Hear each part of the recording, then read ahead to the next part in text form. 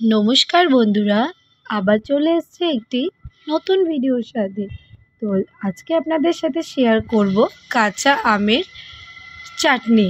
তো বন্ধুরা, আপনাদের কাছে একটাই অনুরোধ, শেষ পর্যন্ত ভিডিওটি আপনারা দেখবেন এবং ভালো লাগলে অবশ্যই সাবস্ক্রাইব করে পাশে থাকবেন।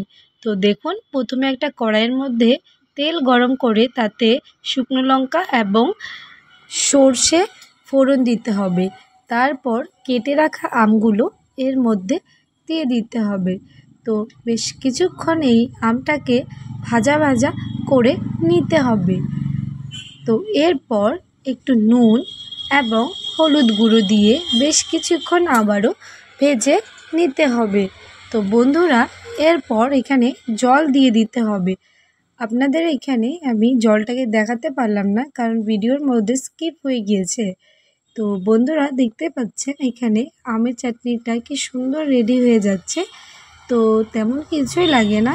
এরপর জলটা দিয়ে সেদ্ধ হয়ে যাওয়ার পর বেশ কিছু পরিমাণে চিনি দিয়ে দিতে হবে, যাতে মিষ্টি হয়।